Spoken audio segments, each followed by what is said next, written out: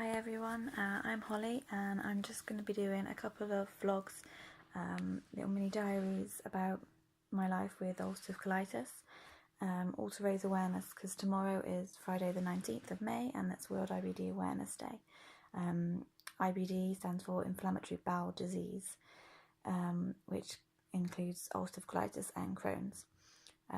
It's a chronic disease, which means there is no cure. They're constantly trying to find a cure, but at the moment we don't have one. So there's just medications to try, all sorts of new things they keep coming up with. If they don't work, eventually it results in surgery, because it can be very life-threatening if it gets to its worst point. Luckily for me, I'm nowhere near that level yet, we hope. Although I am currently in a flare-up, which is why it's quite a good time for me to do my little vlogs about it as well. Today I'm just going to do a quick one, well I say quick, I talk a lot so I'll try and keep it quick, about the symptoms of IBD, the ones for my ulcerative colitis I've personally experienced. So with my ulcerative colitis, originally the first few symptoms I had when I was a teenager, but obviously I was undiagnosed and I only got diagnosed 9 years ago, and they are mouth ulcers. They can be not just little mouth ulcers, big ones, and I had like 10 at a time and things, so imagine trying to eat with a mouthful of mouth ulcers. When you get one is bad enough, but having 10 big ones is not so nice. Pain, yeah, pain is a big one. It can be every day, it can be a little bit here, a little bit there when you eat, when you need the toilet, but when you're in a flare-up, like right now, the pain can be crippling. It has had me crippled to the point where I can't walk. I'm doubled over in pain. I've had once my eldest little girl, when she was a little baby, had to run and get, well not a baby, too little, she was only 3, but she had to run and get me the phone. I couldn't walk to get the phone, I was collapsed on the floor in pain, and I had to ring myself an ambulance and have some help for her. I have been in hospital 3, maybe 4 times with it for stays, because the flare-up has got so bad. And for the pain I have taken paracetamol, cocodamol, codeine, tramadol, Oromorph, none of which I like taking, but we'll talk about that tomorrow, about how I'm dealing with symptoms. But the other symptoms, yeah, pain is one of the big ones.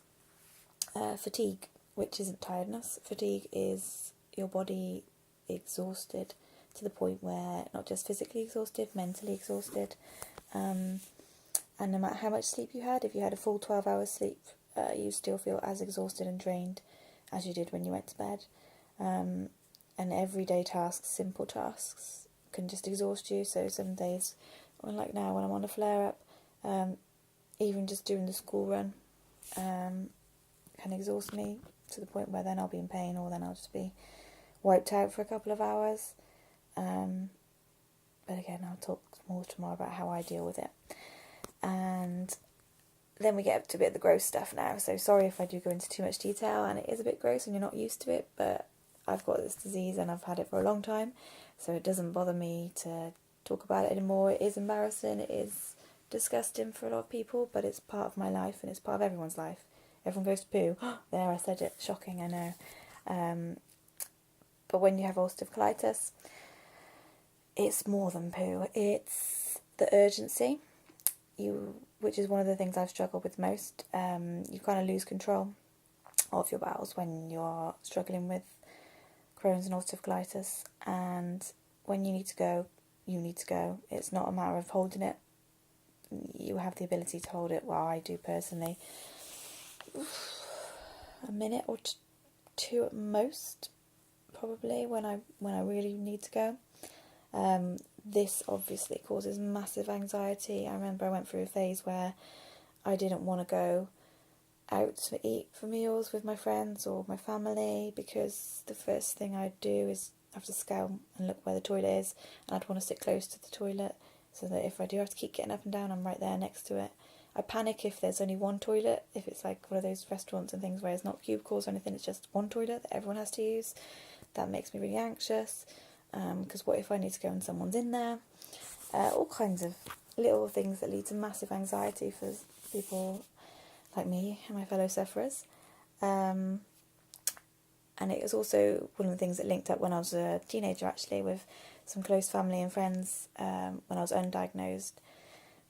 Putting the 2 and 2 together and getting 5 by thinking, okay, every time she eats, she runs off to the toilet, and then, you know, I'm quite petite anyway, naturally. So particularly when I was ill, I got really, really slim, and I did look ill. You know, I look at pictures and I think, my God, I looked so gaunt and horrible.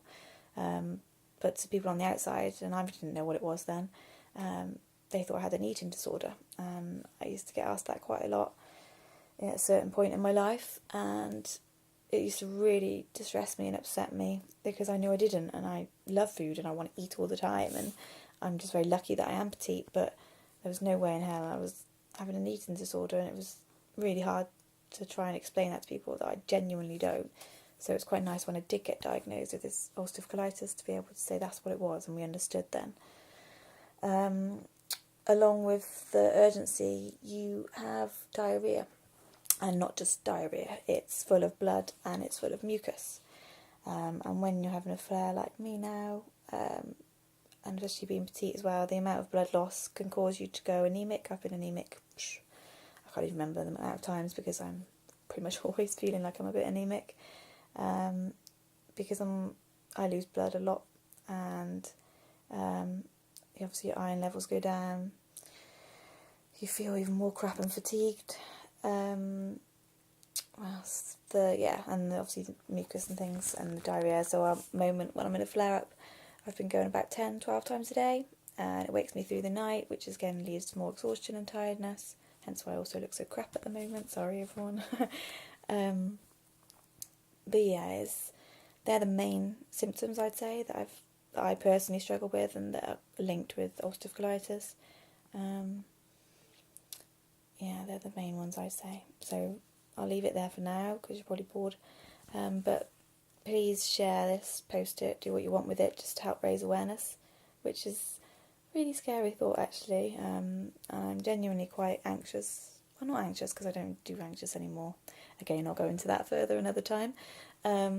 Just apprehensive, I guess, is the word, because this is really personal, and this is really quite a big deal to post this out on the internet that anyone could see it, but it's all about raising awareness, and making it not a disease that people are embarrassed to talk about and that are ashamed of, because so many people have it, and we can't help that we have it, and unfortunately there is no cure, like I said, so I'm going to have it pretty much until they do get a cure, or for the rest of my life, so may as well get used to talking about it. And I hope this might help someone else out there who may be struggling with symptoms or just be newly diagnosed. And yeah, tomorrow I'll talk more about how I actually deal with the symptoms personally. So I'll see you all then. Sleep well. Bye.